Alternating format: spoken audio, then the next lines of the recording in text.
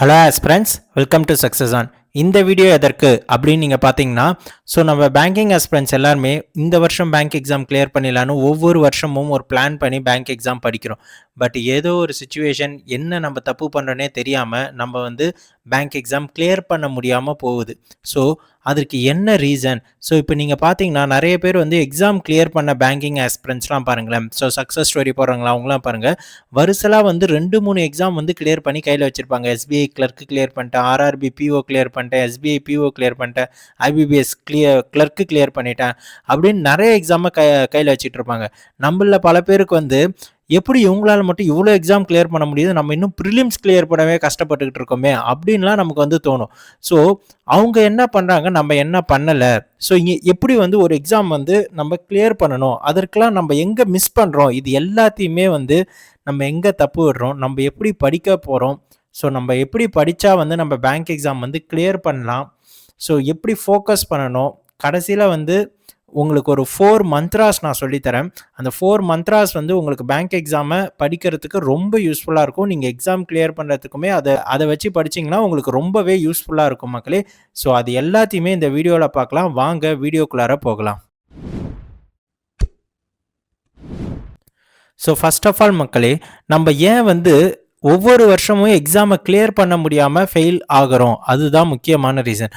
நம்ம நல்லா தான் படிக்கிறோம், நல்லா தான் மார்க் டெஸ்ட் போடுறோம், மார்க் நல்லா போடுறோம், ஆனால் எக்ஸாமில் போய் விட்டுறோம். சில பேருக்கு ஸோ நம்ம மார்க் போடுறப்பே சில பேருக்கு தோணும், ஸோ மார்க்கில் தான் ஒரு 5 + ஆர் -5 மார்க்ஸ் நமக்கு முன்ன பின்ன வரும், ஸோ எக்ஸாமில் போனால் கிளியர் ஆகிடும், ஸோ மார்க் எல்லாமே சூப்பராக போடுறோம். கடைசியில் எக்ஸாமில் போய் நீங்கள் உக்காந்தீங்கன்னு வைங்களேன், அந்த எக்ஸாமில் இன்னும் ஒரு 5 மார்க் எக்ஸ்ட்ரா போட்டு வந்திருக்கலாம். இந்த பசிலை நம்ம போட்டுட்டோம், ஆனால் ஆப்ஷன் கிளிக் பண்ண முடியல, ஆப்ஷன் பசிலை சால்வ் பண்ணிட்டேன், ஆனால் ஆப்ஷன் கிளிக் பண்ணங்காட்டி டைம் அவுட் ஆகிடுச்சு.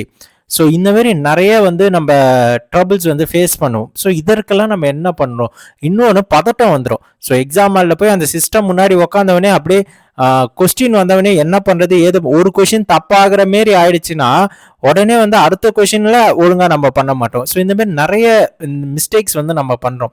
ஸோ இதெல்லாம் எக்ஸாம் ஹாலில் நம்ம பண்ணுற மிஸ்டேக். நம்ம படிக்கிறப்பயோ சில மிஸ்டேக் பண்ணோம் ஒவ்வொரு வருஷமும். ஸோ இப்போ ஜூன் மந்த் ஆரம்பிக்குதுன்னா ஜூன் மந்த்லேருந்து எக்ஸாம் நமக்கு ஸ்டார்ட் ஆகிடும். அப்படியே அடுத்த வருஷம் ஜான்வரி வரைக்கும் அந்த எக்ஸாம் போகும். ஸோ ஒவ்வொரு எக்ஸாம் வரும், இங்கே ஐபிபிஎஸ் பிஓ வரும், ஐபிபிஎஸ் பிஓ படிச்சுக்கிட்டே இருப்பீங்க, திடீர்னு ஆர்ஆர்பி கிளர்க்கோட மெயின்ஸ் வரும். ஸோ இந்த மாதிரி கலந்து படித்து எல்லா எக்ஸாமையும் விட்டுறது, கிட்ட போயிட்டு விடுறது, அதுதான் கஷ்டமா இருக்கும். ஓகேங்களா?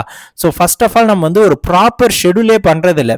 ஸோ இப்போ எந்த எக்ஸாம் படிக்க போறோம் அப்படின்னா, இப்போ நீங்க ஐபிபிஎஸ் பிஓ நீங்கள் ஃபிக்ஸ் பண்ணிட்டீங்கன்னா ஐபிபிஎஸ் பிஓ மட்டும் தான் படிக்கணுமா, அது என்ன தனி பேட்டர்னா, அதை மட்டும் படிக்கிறதுக்கு நீங்கள் படிக்கிறப்ப எல்லாத்துக்குமே ஒரே பேட்டர்ன் ஒரே சிலபஸ் தான்.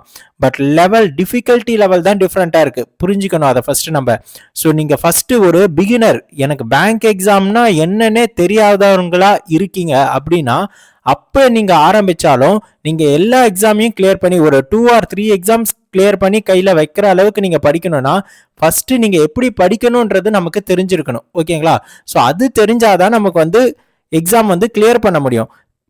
கரெக்டாக ஒரு எக்ஸாம் மட்டும் படிக்கிறது, இதோட மெயின்ஸை படிச்சுட்டு இதுக்கு ப்ரிலிம்ஸ் போகிறது, மெயின்ஸ் லெவல் டிஃபிகல்ட்டி சம்மா போட வேண்டியது மெயின்ஸ் படிக்கிறப்ப, ப்ரிலிம்ஸ் லெவல் சம், இதுதான் நம்ம ஃபாலோ பண்ணணும். அது தப்பு கிடையாது. பட் எப்படி ஃபாலோ பண்ணணும்னு ஒன்று இருக்குல்ல.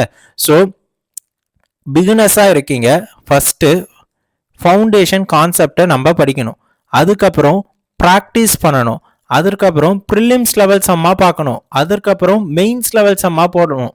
ஸோ இந்த ப்ரிலிம்ஸ் லெவல் சம்லாம் நல்லா போட ஆரம்பித்த உடனே ப்ரிலிம்ஸ்க்கான மார்க்கை எடுக்கணும், மெயின்ஸ் லெவல் சம்ஸ்லாம் போட ஆரம்பித்த பிறகு மெயின்ஸ் லெவலுக்கான மார்க் எடுக்கணும்.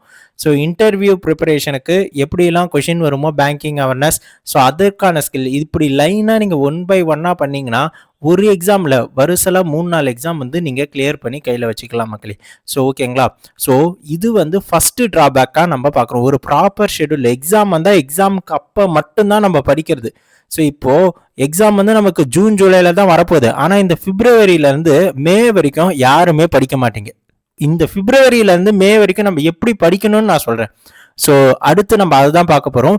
ஸோ பிஃபோர் தட் நம்ம என்னெல்லாம் ரீசன் நம்ம ஒரு வருஷத்தில் எக்ஸாமை கிளியர் பண்ண முடியாம இருக்கு, அதற்கான ரீசன் என்ன அப்படின்னு தான் நம்ம பார்க்க போறோம். ஸோ ப்ராப்பரா ஒரு ஷெட்யூல் பண்றதுல எக்ஸாம் எப்போ வருதோ அப்போ மட்டும்தான் படிக்கிறது. ஓகேங்களா? ஃபவுண்டேஷன் உங்களுக்கு இன்னுமே ரொம்ப பெரிய ஒரு டிஃபிகல்ட் டாஸ்கா இருக்கு மக்களே. ஃபவுண்டேஷனே நமக்கு சரியா ஒரு 100% தெரியறதில்ல.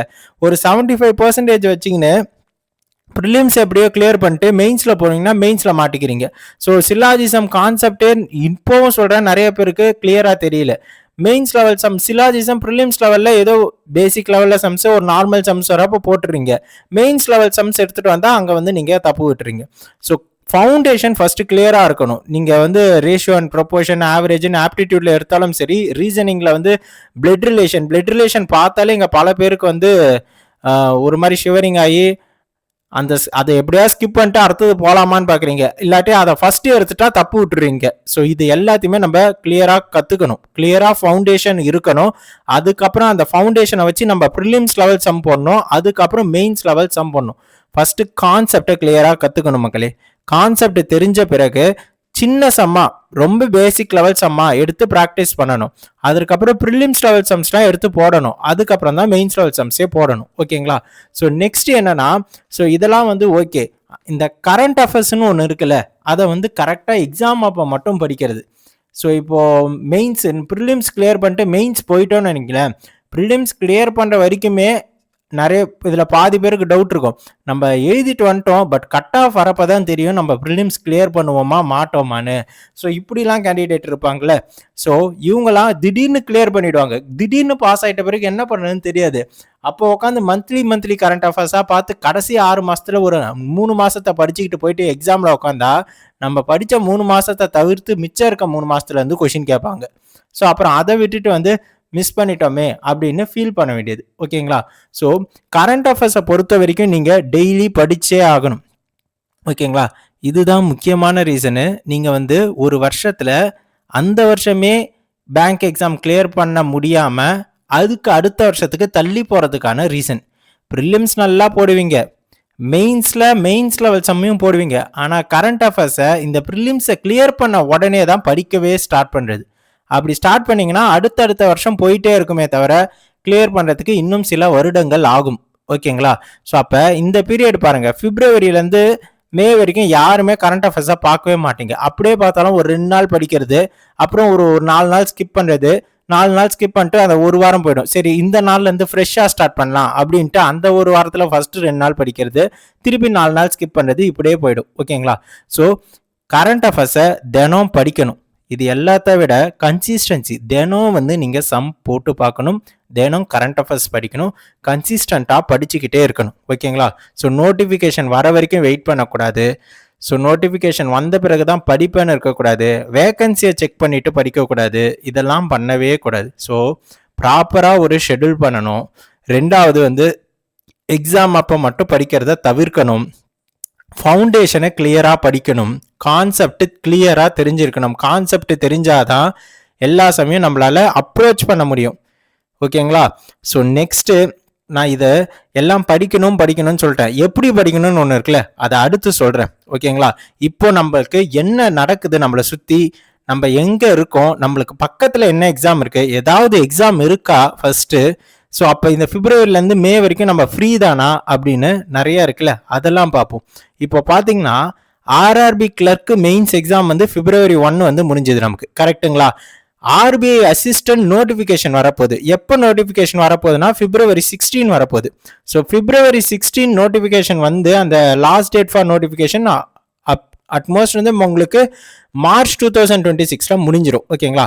ஸோ எந்த மந்த் எக்ஸ்பெக்ட் பண்ணலாம் ஆர்பிஐ அசிஸ்டன்ட் வரைய ப்ரிலிம்ஸ் எக்ஸாம்னா ஏப்ரல் ஆர் மே மந்த் வந்து ப்ரிலிம்ஸ் எக்ஸாம் நடக்கும். ஸோ இந்த ஆர்பிஐ அசிஸ்டன்ட் உடைய செலக்ஷன் ப்ரொசீஜர் என்னன்னு பாருங்க. Prelims, mains, language proficiency test. இப்போ எதுக்கு இதை சொல்றேன்னா, ஆர்ஆர்பி கிளர்க்கு மெயின்ஸ் February 1 முடிஞ்சிருக்கு மக்களே. ஸோ அடுத்து நம்ம பேங்க் எக்ஸாம்னு எதிர்பார்த்தீங்கன்னா நீங்கள் முக்கால்வாசி எதிர்பார்க்கறது SBI PO, SBI clerk, IBPS PO, IBPS clerk, IBPS RRB PO, IBPS RRB clerk. இதெல்லாம் எப்போ ஸ்டார்ட் ஆகும்னா ஏப்ரல் மேல வந்து நோட்டிஃபிகேஷன் ஸ்டார்ட் பண்ணி ஜூனில் வந்து ஸ்டார்ட் பண்ணுவாங்க. அப்போ இந்த February, March, ஏப்ரல், மே நமக்கு வந்து வெக்கேஷன் பீரியட். கரெக்டுங்களா? இப்படின்னு நினச்சி பாதி பேர் படிக்கிறதே கிடையாது. இங்க தான் பெருசா தப்பு பண்றீங்க. ஓகேங்களா? உங்களை படிக்க வைக்கிறதுக்குன்னே இங்க ஆர்பிஐ அசிஸ்டன்ட்னு ஒரு எக்ஸாம் வருது. அது வந்து 16ஆம் தேதி நோட்டிபிகேஷன் விட போறாங்க. 16ஆம் தேதி நோட்டிபிகேஷன் விட்டு ஏப்ரல் மேலே எக்ஸாம் வைக்க போறாங்க. இப்போ இந்த எக்ஸாமை ஃபோக்கஸ் பண்ணி சில பேர் படிப்பீங்க. ஓகேங்களா? ஸோ நான் என்ன சொல்றேன்னா, ஆர்ஆர்பி கிளர்க்கு மெயின்ஸ் படிச்சிங்கல்ல, ஸோ அப்போ ஒரு ஃப்ளோ இருக்குல்ல, அந்த ஃப்ளோவை விடாம நீங்க கண்டினியூ பண்ணீங்கன்னா ஆர்பிஐ அசிஸ்டன்ட் ஈஸி. ஏன்னா ஆர்பிஐ அசிஸ்டன்டோடைய ப்ரொசீஜர் பாருங்க. செலெக்ஷன் ப்ரொசீஜர்ல prelims, mains, language proficiency test இருக்கு. அதோடைய எக்ஸாம் பேட்டர்ன் பாருங்க. இங்கிலீஷ்ல 30 கொஸ்டின் 30 மார்க் 20 நிமிஷம், ரீசனிங் எபிலிட்டியில 35 கொஸ்டின் 35 மார்க் 20 நிமிஷம். ஸோ நியூமரிக்கல் எபிலிட்டியில 35 கொஸ்டின் 35 மார்க் 20 மினிட்ஸ். டோட்டலாக வந்து 100 கொஸ்டின் 100 மார்க்கு. டியூரேஷன் வந்து 1 hour 60 minutes. Sectional timing negative mark 0.25 இருக்கும். மெயின்ஸ் பாருங்க, அதே இங்கிலீஷ் இருக்கு, அதே ரீசனிங் எபிலிட்டி இருக்கு, நியூமரிக்கல் எபிலிட்டி ஆப்டிடியூட் இருக்கு, ஜென்ரல் அவேர்னஸ் இருக்கு, கம்ப்யூட்டர் நாலேஜ் இருக்கு. கம்ப்யூட்டர் நாலேஜில் 40 கொஸ்டின் 40 மார்க் மக்களே. ஸோ அதுலயாவது வந்து 40 கொஸ்டின் 20 மார்க் இருக்கும். இங்க 40 கொஸ்டின் 40 மார்க். ஸோ ஈஸியான ஸ்கோரிங் பார்ட். ஸோ இப்போ ஆர்ஆர்பி கிளர்க்கு படிச்சிருந்தீங்கன்னா இதை நீங்க ஈஸியா கிராக் பண்ணலாம். இதை நீங்க தாராளமா அப்ளை பண்ணிட்டு எக்ஸாமுக்கு படிச்சு கிளியர் பண்ணுங்க. இல்ல சார், இப்போதைக்கு என் கையில எந்த எக்ஸாமும் கிடையாது, ஆனா நான் படிச்சிருக்கேன், ஐபிபிஎஸ் படிச்சேன், ஐபிபிஎஸ் ஆர்ஆர்பி படிச்சேன், எஸ்பிஐ படிச்சேன் அப்படின்னாலும் நீங்க தாராளமா இந்த ஆர்பிஐ அசிஸ்டன்ட் வந்து அப்ரோச் பண்ணுங்க, அப்ளை பண்ணுங்க, உங்களுக்கும் கிராக் ஆகும். ஏன்னா நீங்க இது வரைக்கும் படிச்சிருக்கீங்க, ஜஸ்ட் அந்த ஃப்ளோவை கண்டினியூ பண்ணா போதும். இல்ல சார், நான் பிகினர், இந்த 2026 தான் நான் பேங்க் எக்ஸாம் எழுதி ஒரு பேங்கர் ஆகலானே முடிவு எடுத்திருக்கேன் அப்படின்னா நீங்க ஜஸ்ட் ப்ராக்டிஸ்க்காக இந்த எக்ஸாமை வந்து நீங்க அப்ளை பண்ணி தெரிஞ்சுக்கலாம். பேங்க் எக்ஸாம்லாம் எப்படி இருக்கு அப்படின்னு நீங்க தெரிஞ்சுக்கோங்க. ஜஸ்ட் ஒரு எக்ஸ்பீரியன்ஸ் கிடைக்கும். இல்ல சார், நான் வந்து படிச்சுட்டே அப்ளை பண்ணிக்கிறேன் அப்படின்னா நீங்க படிங்க. ஸோ அடுத்து ஏப்ரல் மேல எக்ஸாம் வரும், அதை நம்ம கிராக் பண்ணிடலாம். ஓகேங்களா? ஸோ இதுதான் வந்து ஆர்பிஐ அசிஸ்டன்ட் வந்து நமக்கு February 16 வந்து நோட்டிஃபிகேஷன் வரப்போகுது மக்களே. ஓகேங்களா? ஸோ அப்போ ஆர்பிஐ அசிஸ்டன்ட் இல்லை அப்படின்னா அடுத்து ஏப்ரல் மேலே எஸ்பிஐ பிஓ நோட்டிஃபிகேஷன் வரும். எஸ்பிஐ பிஓ ப்ரிலிம்ஸ் வந்து ஜூன் ஜூலையில் வரலாம். இது வந்து எக்ஸ்பெக்ட் பண்ணுறது. ஓகேங்களா? அப்போ ஆர்பிஐ அசிஸ்டன்ட் அப்ளை பண்ணவங்க ஆர்பிஐ அசிஸ்டன்ட்டுக்கு படிங்க.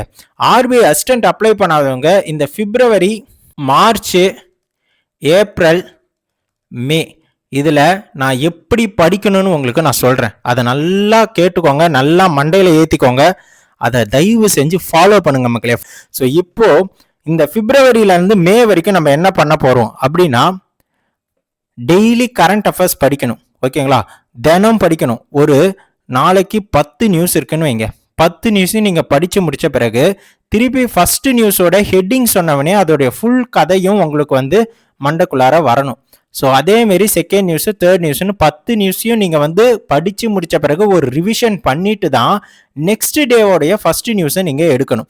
ஸோ நெக்ஸ்ட் டேல ஒரு 10 நியூஸ் இருக்குன்னு வைங்க. அதேமாரியே 10 நியூஸையும் படிச்சுட்டு 10 நியூஸையும் ஃபர்ஸ்ட் ஹெட்டிங் சொன்னவனே அதோட ஃபுல் ஸ்டோரி வரணும்.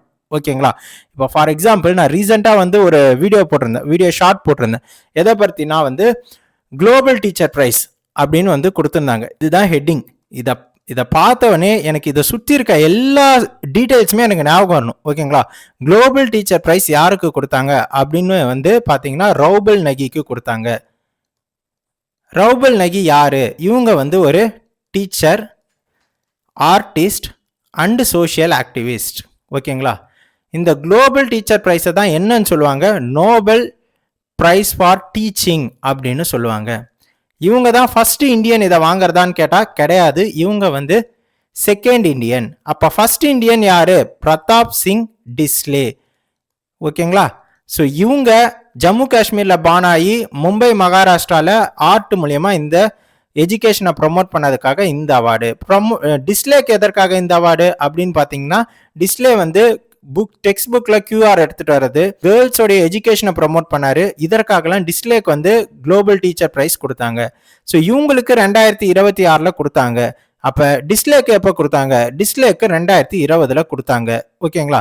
இந்த மாதிரி எல்லா நியூஸுமே எனக்கு இந்த ஹெட்டிங் மட்டும்தான் நான் பார்ப்பேன். ஹெட்டிங் பார்த்தோன்னே இது எல்லாமே நியூஸ் ஞாபகம். அப்படி ஞாபகம்னா என்ன சார் பண்ணணும் அப்படின்னா நாம இதுக்கு க்ளூ வந்து வைக்கணும். ஒரு ஃபுல் ஸ்டோரியா வந்து இந்த குளோபல் டீச்சர் ப்ரைஸ் அப்படின்னா ஒரு ஸ்டோரி மாரி கனெக்ட் பண்ணி நம்ம க்ளூ வைக்கணும். ஃபார் எக்ஸாம்பிள் ரௌபல் நகின்னு ஒரு டீச்சர் இருந்தாங்க. அவங்களுக்கு நோபல் பிரைஸ் வாங்கணும்னு ஆசை. அதனாலேயே அவங்க பேர் அவங்க நோபல் நகின்னு வைக்காம ரௌபல் நகின்னு வச்சுக்கிட்டாங்க.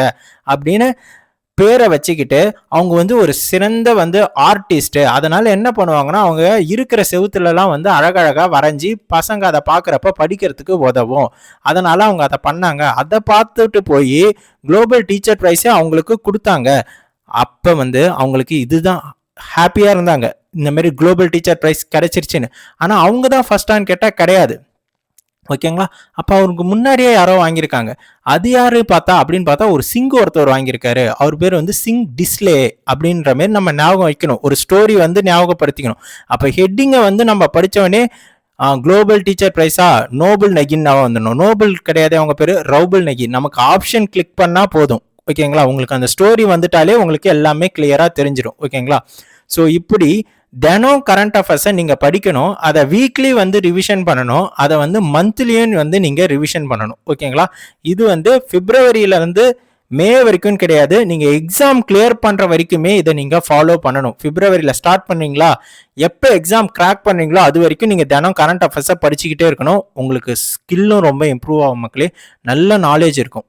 ஓகேங்களா? நீங்கள் கரெக்டாக கான்செப்டோட கரண்ட் அஃபேர்ஸாக படிச்சிங்கன்னா, கான்செப்டோட என்ன சார், இப்போ ரீசெண்டாக ஒரு நியூஸ் வந்துச்சு, ரிசீவபிள் எக்ஸ்சேஞ்ச் இந்தியா லிமிடெட் வந்து டிவிடெண்ட் வந்து கொடுத்தாங்க 21.6%. இவங்க யாருன்னு கேட்டால் ட்ரெட்ச் பிளாட்ஃபார்மு அப்படின்னு நமக்கு தெரியும். இப்படி தான் நம்ம வந்து கரண்ட் அஃபேர்ஸ் படிச்சிருப்போம். ஆனால் நமக்கு என்ன கான்செப்ட் தெரியாதுன்னா, இங்கே த்ரெட்ச் பிளாட்ஃபார்ம்னா என்னன்னு தெரியாது, ஆர்எக்ஸ்ஐஎல்னா என்னன்னு தெரியாது, டிவைடெண்ட் 21.6% கொடுத்தாங்கன்னு மட்டும் தெரியும். இதை ஒரு கரண்ட் அஃபேர்ஸாக படித்து வச்சுக்க வேண்டியது. எக்ஸாமில் வந்து த்ரெட்ச் பிளாட்ஃபார்ம் என்னன்னு கேட்பாங்க, இல்லாட்டி ரிசீவபிள் எக்ஸ்சேஞ்ச் இந்தியா லிமிடெட் என்னன்னு கேட்பாங்க. அதை பற்றி நமக்கு தெரியாது. ஓகேங்களா? அப்போ த்ரெட்ச் பிளாட்ஃபார்ம்னா என்ன, ஆர்எக்ஸ்ஐஎல்னா என்ன, டிவைடெண்ட்னா என்ன, இப்படி எல்லா கான்செப்டையும் சேர்ந்து படிச்சிங்கன்னா உங்களுக்கு ஸ்கில்லும் நல்லா இம்ப்ரூவ் ஆகும். எக்ஸாம் பாயிண்ட் ஆஃப் வியூலையும் உங்களுக்கு வந்து ரொம்ப யூஸ்ஃபுல்லாக இருக்கும். கரண்ட் அஃபேர்ஸை படிக்கிறப்பையும் உங்களுக்கு சீக்கிரமாக அதை வந்து மண்டையில் ஏற்றிக்கிறதுக்கும் யூஸ் ஆகும். ஓகேங்களா? த்ரெட்ச் பிளாட்ஃபார்முக்குலாம் நான் தனியாக வீடியோ போட்டிருக்கேன், பார்க்காதவங்க போய் பார்த்துருங்க. உங்களுக்கு அதை பார்த்துட்ட பிறகு ஆர்எக்ஸ்ஐஎல்னா என்ன, த்ரெட்ச் பிளாட்ஃபார்ம்னா என்ன, இப்போ யூனியன் பட்ஜெட் விட்டுருக்காங்க, யூனியன் பட்ஜெட்டில் த்ரெட்ச் பிளாட்ஃபார்ம் பற்றி ஒரு நியூஸ் இருக்குது. ஸோ அப்படி அதை படிக்கிறப்போ உங்களுக்கு இன்னுமே கிளியராக தெரியும். ஓகேங்களா? ஸோ வீடியோ பார்க்காதவங்க பார்த்துக்கோங்க. நெக்ஸ்ட் வந்து டெய்லி கரண்ட் அஃபேர்ஸ் படிக்கிறோம், அதை வந்து வீக்லி ரிவிஷன் பண்ணுறோம், மந்த்லி ரிவிஷன் பண்ணணும். ஓகே, பேங்கிங் அவேர்னஸை படிக்கிறோம் பிப்ரவரியிலேருந்து எக்ஸாம் கிளியர் பண்ணுற வரைக்கும். ஸோ நடுவில் ஒரு டாப்பிக்காக பேங்கிங் அவேர்னஸ் நம்ம படிக்க போகிறோம். சிட்பினா என்னன்னா, இப்போ பேங்கிங் அவேர்னஸ் உங்களுக்கு கரண்ட் அஃபேர்ஸில் வரும், அது தனி, அதை விட்டுருங்க. அதை வந்து நீங்கள் கரண்ட் அஃபேர்ஸில் படிச்சுக்கணும். இந்த பேங்கிங் அவேர்னஸில் என்ன பண்ண போறீங்கன்னா, ஒரு டாபிக் எடுத்தீங்கன்னா அதை பற்றி மட்டும் ஃபுல்லாக படிக்கணும். அதற்கான வீடியோவும் நம்ம போடுவோம், நீங்கள் அதை பார்த்தாலே போதும். ஓகேங்களா?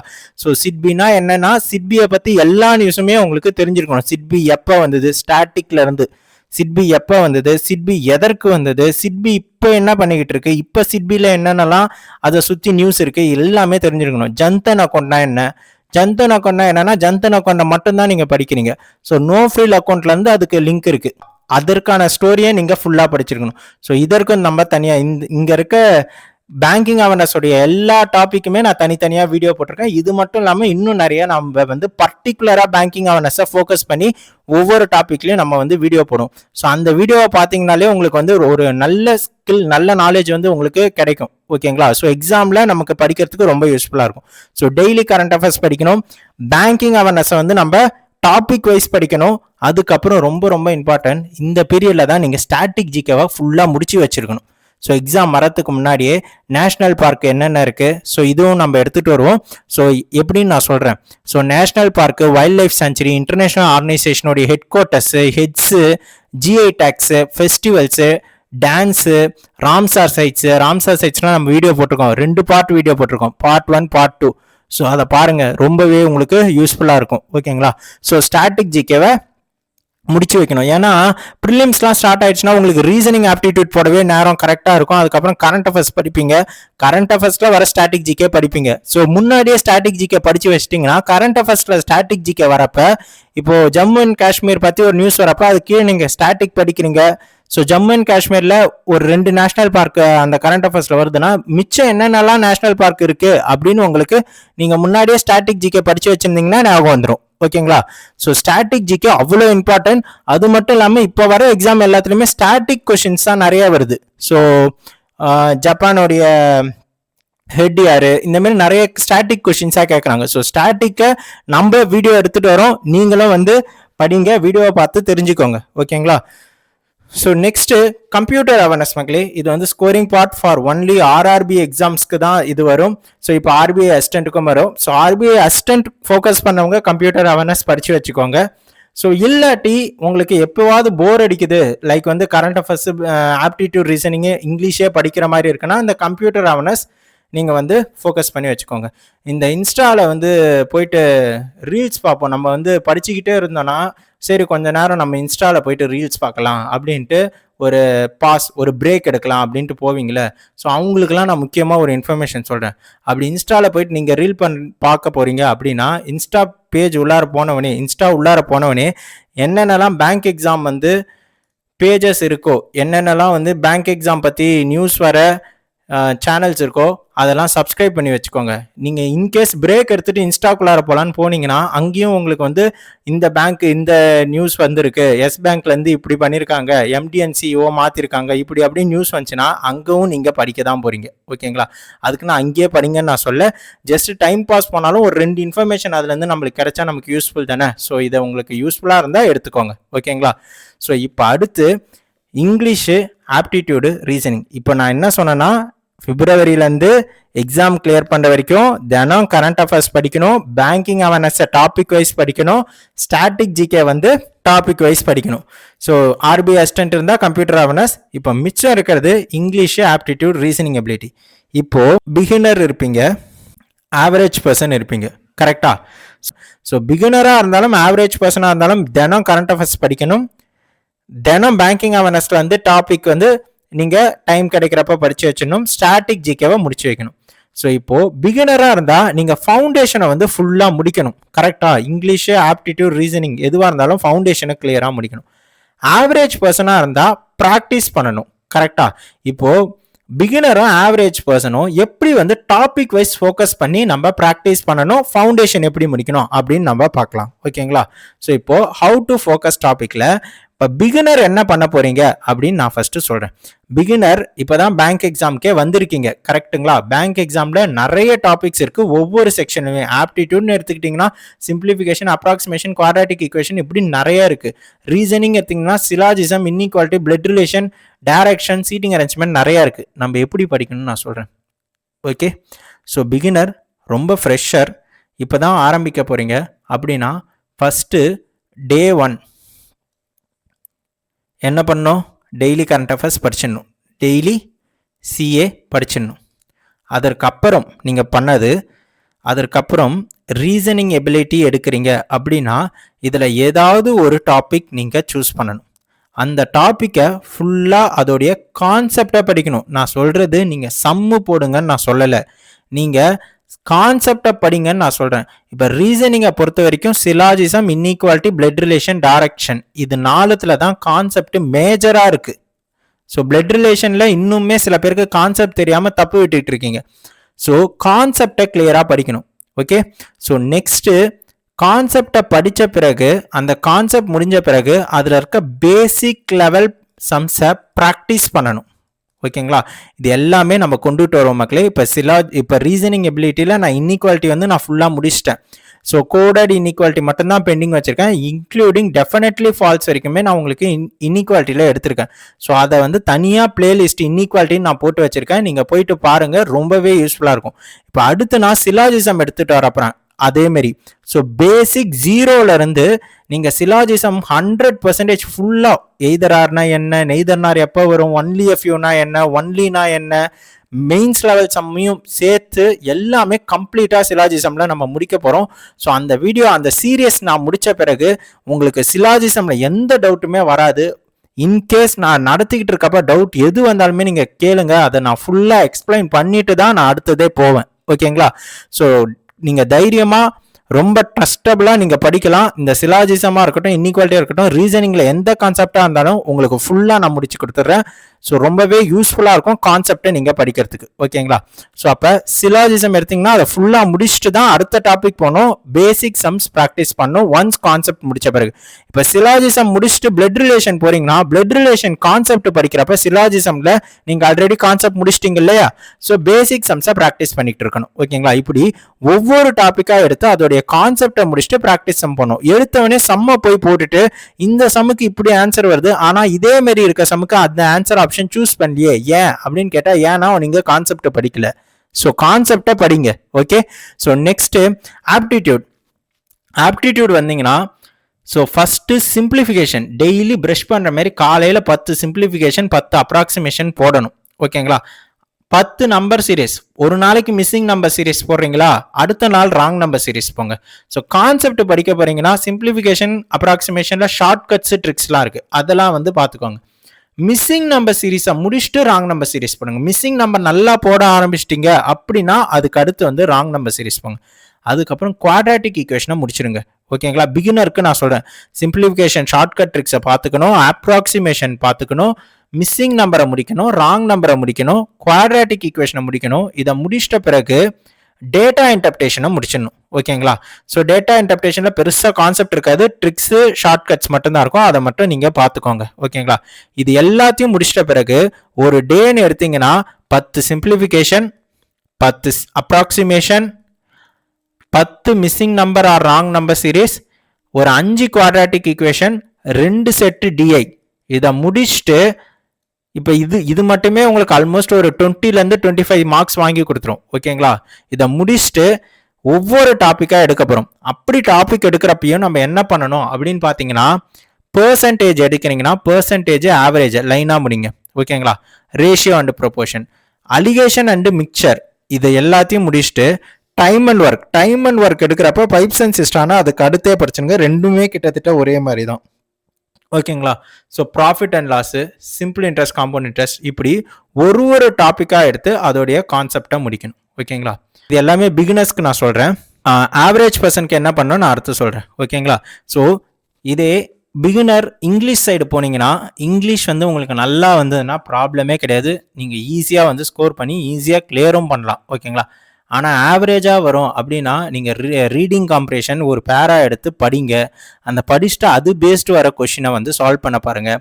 அதுக்கப்புறம் cloze test, sentence improvement, match the following, இந்த மாதிரி இருக்க டாபிக்ஸ்லாம் பாருங்கள். எடுத்தவொடனே போயிட்டு எரர் ஸ்பாட்டிங் வச்சுட்டு உட்காந்துட்டு இருக்காதிங்க. எக்ஸாம்லேயுமே நான் சொல்லுவேன், நான் எக்ஸாமில் போயிட்டு நீங்கள் உட்காந்திங்கன்னா இங்கிலீஷ் வந்து எனக்கு ஆவரேஜாக வரும் இல்லை ரொம்ப ஓரளவுக்கு தான் வரும்னா ரீடிங் காம்ப்ரேஷனை ஃபுல்லாக படித்து அதுலேருந்து வர கொஷின்ஸை வந்து சால்வ் பண்ணி ஆன்சர் எடுங்க. கிளாஸ் டெஸ்ட் பாருங்கள், மேட்ச் த ஃபாலோவிங், இதெல்லாம் வந்து நம்ம சொல்லி பார்த்தாலே நமக்கு வந்து அந்த ஃப்ளோ கிடைச்சிரும். அப்படி கிடைக்கலையா கீழே வந்து 5 ஆப்ஷன் இருக்குல்ல, அந்த ஆப்ஷன் வைஸ் சொல்லி பாருங்கள், உங்களுக்கு கிடைச்சிரும். ஓகேங்களா? பேராஜம்பிளில் நம்ம வந்து ஃபார்ம் பண்ண முடியல, 5 கொஷின் 5 சென்டென்ஸ் இருக்கு, 5த்தையும் ஆர்டர் வைஸ் ஃபார்ம் பண்ண முடியலன்னா அட்லீஸ்ட் ஃபர்ஸ்ட் சென்டென்ஸ் எது லாஸ்ட் சென்டென்ஸ் எது அது நம்ம கண்டுபிடிச்சிடலாம். அப்படி கண்டுபிடிச்சிட்டிங்கன்னா அந்த 2 கொஷினுக்கான ஆன்சர் ஆப்ஷனை மட்டும் கிளிக் பண்ணுங்க, அதை அப்படியே ஸ்கிப் பண்ணிட்டு போகாதீங்க. இதெல்லாம் சின்ன ட்ரிக்கு தான், நம்மளுக்கு எக்ஸாமில் ஆனால் ஒரு மார்க்கும் இம்பார்ட்டன்ட் இல்லையா? ஸோ இதெல்லாம் யூஸ் பண்ணிக்கோங்க. ஃபில்லர்ஸ் பாருங்க, sentence improvement, sentence completion, one word substitution, word swap, இந்த மாரி டாபிக்ஸ்லாம் முடிச்சுட்டு எரர் ஸ்பாட்டிங், பேராஜம்பிள்லாம் கடைசியாக பாருங்கள். ஓகேங்களா? ஸோ இது இங்கிலீஷ்க்கு. ஸோ ஒரு பிகினராக இருந்தீங்கன்னா ஒவ்வொரு டாபிக் எடுத்து ஃபுல்லாக முடிக்கணும். ஓகேங்களா? இதே ஆவரேஜ் பர்சனாக இருந்தீங்கன்னா ஸோ நீங்கள் ஜஸ்ட் ப்ராக்டிஸ் தான் பண்ண போறீங்க. அப்போ நீங்கள் வந்து ரீசனிங்னு எடுத்துட்டிங்கன்னா எந்த டாபிக் உங்களுக்கு வராதோ அதை வந்து நீங்கள் ப்ராக்டிஸ் பண்ணணும். பிளட் ரிலேஷன் வராதா, தினம் பிளட் ரிலேஷன்லேருந்து ஒரு செட்டு சம் போடணும், ஒரு 5 MCQவை நீங்கள் சால்வ் பண்ணணும். ஓகேங்களா? நான் திருப்பியும் சொல்கிறேன் மக்களே, ரீசனிங் எபிலிட்டிக்கு கான்செப்ட் வேணும்னா நான் ஒவ்வொரு கான்செப்டாக அப்லோட் பண்ணிக்கிட்டு இருக்கேன். இன்இக்வாலிட்டியை முடிச்சிட்டேன், பார்க்காதவங்க போய் பார்த்துடுங்க. நெக்ஸ்ட் சிலாஜிசம் வருது. இல்லை சார் சிலாஜிசம் வேணாம், எனக்கு உடனே பிளட் ரிலேஷன் எடுத்துகிட்டு வாங்க நீங்கள் கேட்டிங்கனாலும் நான் பிளட் ரிலேஷன் எடுத்துகிட்டு வரேன். ஸோ உங்களுக்கு என்ன டாபிக் வேணுமோ நீங்கள் கமெண்ட் பாக்ஸில் கமெண்ட் பண்ணுங்கள். ஃப்ரம் ஜீரோ மக்களே, ஃப்ரம் ஸ்க்ராட்ச்லேருந்து ஃபுல்லாக நான் உங்களுக்கு எல்லா டைப் சம்மு, எல்லா டிஃபிகல்ட்டி லெவல் சம்மையும் நான் உங்களுக்கு ரீசனிங்கில் கான்செப்டை கிளியராக சொல்லி கொடுத்துட்றேன். ஸோ நீங்கள் வந்து ஜஸ்ட் அதை பார்த்துட்டு நான் எக்ஸாமுக்கு உங்களுக்கு ப்ராக்டிஸ் சம்மும் கொடுக்குறேன், பிடிஎஃப்பும் கொடுக்குறேன். ஸோ அதை பார்த்துட்டு நீங்கள் ப்ராக்டிஸ் பண்ணிக்கிட்டாலே போதும், உங்களுக்கு ரொம்பவே யூஸ்ஃபுல்லாக இருக்கும். ஜஸ்ட்டு ஃபாலோ பண்ணிக்கோங்க. ஸோ நெக்ஸ்ட்டு ஆவரேஜ் பர்சனாக இருந்தால் எந்தெந்த டாபிக் வரலையோ அந்த டாப்பிக்கில் மட்டும் நீங்கள் ஃபோக்கஸ் பண்ணி தினம் 5 சம்ஸ் போடணும். அது இல்லாமல் ஜென்ரலாக வந்து ஒரு நாளைக்கு ஒரு டாபிக்னு எடுத்து ஒரு சம்ஸ் பண்ணும். ஆனால் ஆவரேஜ் பர்சன்ஸாக இருக்கீங்க அப்படின்னா தினம் 3 செட்டு பசில் போட்டுடணும். அதாவது நான் என்ன சொல்கிறேன்னா, பசில் சீட்டிங் அரேஞ்ச்மெண்ட் சேர்த்து 15லேருந்து 20 சம் ஒரு நாளைக்கு வந்து நீங்கள் ப்ராக்டிஸ் பண்ணணும். ஒரு பாக்ஸ் பசில் எடுக்கிறீங்களா, ஒரு ஃப்ளோர் பசில் எடுக்கிறீங்களா, ஸோ நெக்ஸ்ட் வந்து இது ரெண்டும் இல்லாமல் புதுசாக ஏதாவது ஃப்ளோர் வித் ஃப்ளாட் எடுங்க. Floor with flat, rectangular seating இந்தமாரி, இல்லாட்டி வந்து linear seating, circular seating. Linear seating எடுக்கிறீங்களா, அன்னோன் லீனியர் எடுங்க. அது கூட வந்து ஒரு பசில் எடுங்க, ஃப்ளோர் பசில் எடுங்க, டிசைக்னேஷன் பசில் எடுங்க. இந்தமாரி வந்து ஒரு பேர் பண்ணி ஒரு 20 சம் ஓகேங்களா, தினம் நீங்கள் ப்ராக்டிஸ் பண்ணணும். ஓகேவா. ஸோ நெக்ஸ்ட்டு இந்த மாதிரி நீங்கள் டாபிக் வைஸ் ஃபோக்கஸ் பண்ணிங்கன்னா எக்ஸாம் வரப்போ நீங்கள் ஜஸ்ட்டு மார்க்கை மட்டும் எடுத்தாலே போதும், உங்களுக்கு அக்யூரேசி நல்லாவே மெயின்டைன் ஆகும் மக்களே. எக்ஸாம் வரப்போ நான் சொல்கிறேன், எக்ஸாமில் எப்படி அக்யூரேசியை மெயின்டைன் பண்ணணும், எப்படி பூஸ்ட் பண்ணணும் அப்படின்றத நான் அப்போ உங்களுக்கு சொல்கிறேன். ஓகேங்களா. இப்போ நெக்ஸ்ட் என்னன்னா, நாம் என்ன ப்ரொவைட் பண்ண போகிறோம், ஸோ நம்ம எப்படி எடுத்துகிட்டு போக போகிறோம் அப்படின்னு பாருங்கள். பேங்கிங் அவேர்னஸ் வந்து டாபிக் வைஸ் வந்து உங்களுக்கு வீடியோ வரும், ப்ளஸ் பிடிஎஃப்பும் வந்து உங்களுக்கு வந்துடும். பிடிஎஃப் வந்து நீங்கள் டெலகிராம் லிங்க்கில் போய் எடுத்துக்கலாம் மக்களே. புதுசாக ஒரு டெலகிராம் லிங்க் வந்து நான் உங்களுக்கு டிஸ்கிரிப்ஷனில் ஆட் பண்ணுறேன். அதில் போனீங்கன்னா ஸோ நான் எடுத்த எல்லா வீடியோஸ்லேயும் வந்து ஒவ்வொரு வீடியோவாக வந்து அதோடைய பிடிஎஃப் வந்து அதில் நான் போடுவேன், நீங்கள் வந்து எடுத்துக்கோங்க. ஸோ ராம்சார் சைட்ஸ்க்கு, ஆர்டிஜிஎஸ்க்கு, ஸோ இந்த மாதிரி டாபிக்லாம் நிறைய பேர் வந்து பிடிஎஃப் கேட்டிருந்தீங்க, நான் அதில் வந்து போடுறேன், நீங்கள் வந்து எடுத்துக்கோங்க மக்களே. ஸோ பேங்கிங் அவேர்னஸாக நான் டாபிக் வைஸ் எடுத்துகிட்டு வருவேன் மக்களே. ஸோ நீங்கள் பார்த்தீங்கன்னா அதிலே வந்து உங்களுக்கு தெரியும், நான் ஆர்டிஜிஎஸ் எடுத்துகிட்டு வந்திருக்கேன், நெஃப்ட் எடுத்துகிட்டு வந்திருக்கேன், ஸ்மால் சேவிங் ஸ்கீம்ஸில் வந்து ஒரு 3 பார்ட் எடுத்துகிட்டு வந்திருக்கேன், ஜன்தன் அக்கௌண்ட்டு ஆஸ்பிரன்ஸ் கேட்டுக்கிட்டே இருந்தாங்க, ஸோ அதனால் ஜன்தன் அக்கௌண்ட் எடுத்துகிட்டு வந்தேன். இப்படி உங்களுக்கு ஏதாவது டாபிக் இருந்தாலும் சொல்லுங்கள், ஃபஸ்ட்டு அதை எடுத்துகிட்டு வந்துடலாம். ஓகேங்களா. So SIDBI, threads portal, Udgam portal, Udyam portal, இப்படி நிறைய டாபிக் எடுத்துகிட்டு வந்திருக்கேன். இதில் என்ன ஸ்பெஷல் அப்படின்னு பார்த்தீங்கன்னா, ஆர்டிஜிஎஸ் எடுத்திங்கன்னா ஆர்டிஜிஎஸ்னா என்ன அப்படின்னு பேசிக்கில் இருந்து ரீசெண்டாக அதை பற்றி என்னெல்லாம் நியூஸ் இருக்கோ அது வரைக்கும் எல்லாமே கவர் பண்ணியிருப்போம் மக்களே. நீங்கள் வீடியோ பாருங்கள், ஸோ உங்களுக்கு ரொம்பவே யூஸ்ஃபுல்லாக இருக்கும். ஓகேங்களா. ஸோ பேங்கிங் அவேர்னஸாக டாபிக் வைஸ் நான் ஃபோக்கஸ் பண்ணி இவ்வளோ டாபிக்ஸ் எடுத்துகிட்டு வந்திருக்கேன். இன்னும் அடுத்தடுத்த வீடியோஸில் என்பிசிஐ இப்படி லைனாக வந்து ஒவ்வொரு யூபிஐ இப்படி ஒவ்வொரு டாப்பிக்காக வந்து எடுத்துகிட்டு வரேன். ஸோ வீடியோ பார்த்துக்கோங்க. வீடியோ பார்த்து முடித்த பிறகு உங்களுக்கு அதோடைய பிடிஎஃப் வந்து அன்னைக்கு நைட்டு இல்லை அடுத்த நாளே வந்து உங்களுக்கு டெலகிராமில் நான் போட்டுருவேன், அதை வந்து எடுத்துக்கோங்க. ஓகேங்களா. ஸோ நெக்ஸ்ட் ஸ்டாட்டிக் ஜிகே, அதேமாரி எப்படி பேங்கிங் அவேர்னஸில் டாபிக் வைஸ் கொண்டு போகிறோமோ அதேமாரி ஸ்டாட்டிக் ஜிகேலையும் வந்து நான் எடுத்துகிட்டு போகிறேன். ஸோ ராம்சார் சைட்ஸில் 2 பார்ட் போட்டிருக்கேன் மக்களே. ஸோ இதில் நீங்கள் இது வரைக்கும் படிக்காததும் உங்களுக்கு எக்ஸாம் பாயிண்ட் ஆஃப்ல எதுலாம் இம்பார்ட்டண்ட்டோ அதையும் சொல்லியிருப்பேன். ஸோ ரொம்பவே இம்பார்ட்டண்ட்டான வீடியோ, நீங்கள் பார்க்காதவங்க போய் பார்த்துக்கோங்க. ஸோ இன்டர்நேஷ்னல் இயர்ஸ் அதை எடுத்துகிட்டு வந்திருக்கேன். ஸோ அடுத்தடுத்து நேஷ்னல் பார்க்கு, ப்ராஜெக்ட் டைகரு இதெல்லாம் எடுத்துகிட்டு வரலான்னு நான் பிளானில் இருக்கேன். உங்களுக்கு ஏதாவது டாபிக் இருந்தால் அதையும் நீங்கள் கமெண்ட் பாக்ஸில் ட்ராப் பண்ணுங்கள், அந்த டாபிக் நம்ம எடுத்துகிட்டு வந்துடலாம். ஸோ கம்ப்ளீட்டாக இந்த ஏப்ரல் மேக்குள்ளார ஸ்டாட்டிக் ஜிகேவை நம்ம கம்ப்ளீட்டாக முடிச்சிடுவோம்.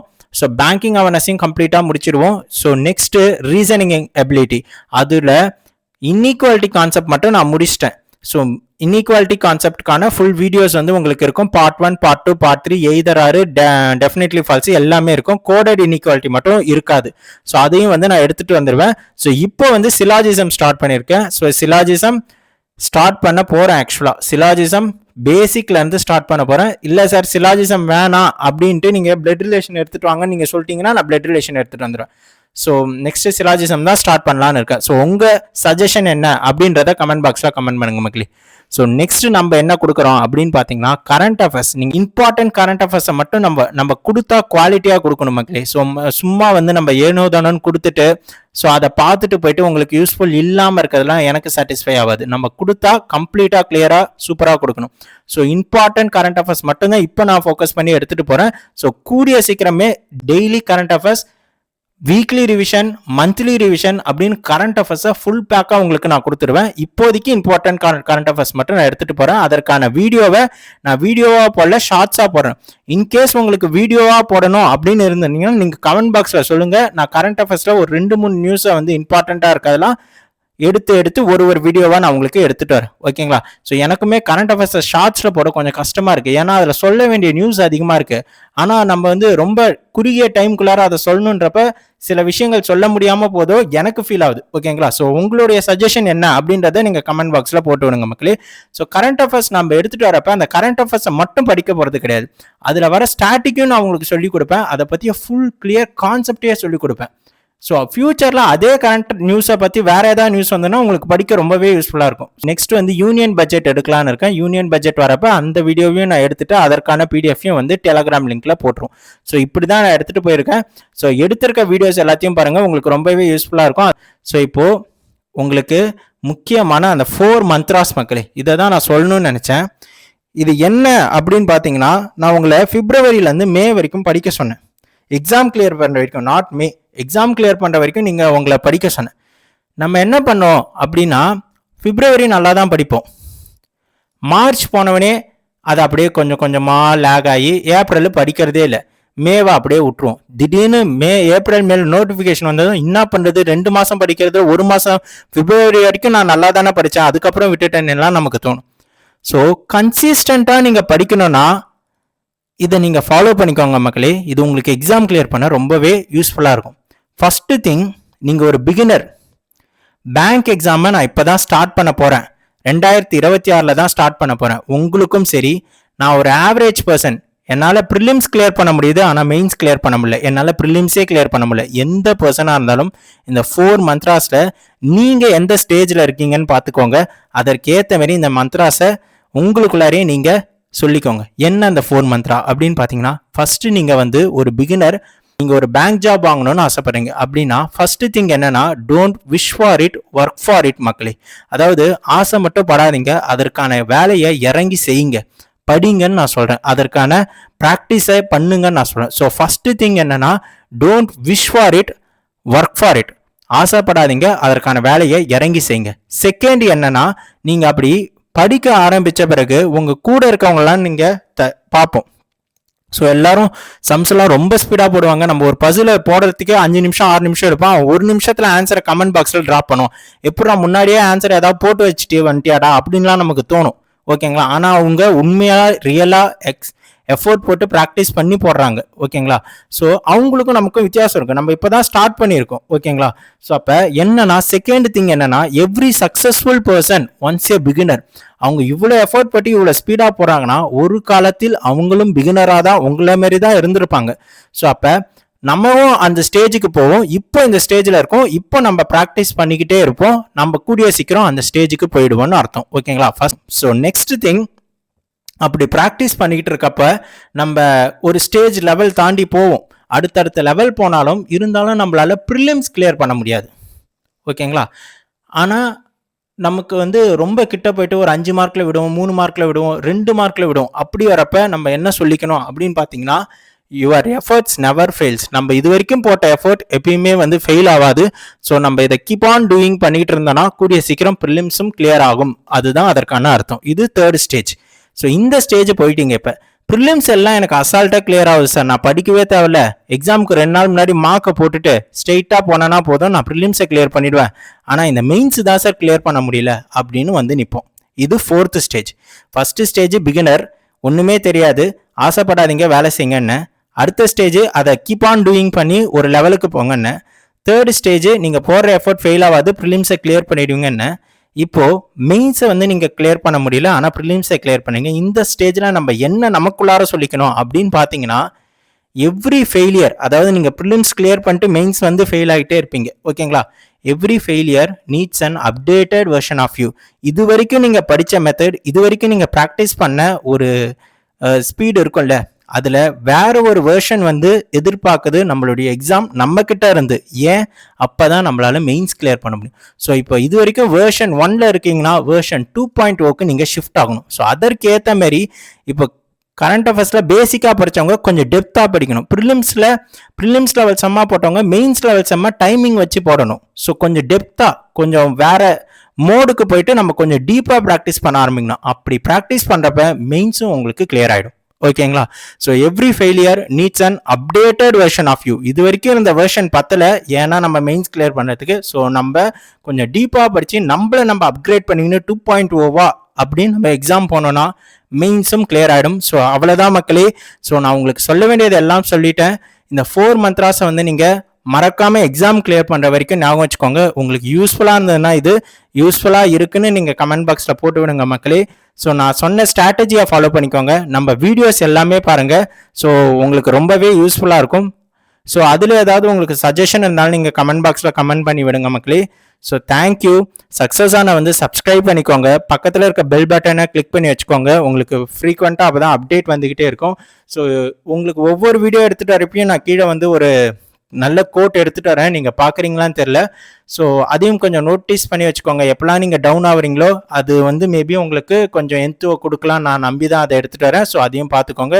இன்றைக்கி என்ன அப்படி எடுத்துகிட்டு வந்திருக்கேன் அப்படின்னு பார்த்தீங்கன்னா, பி பாசிட்டிவ் மக்களே.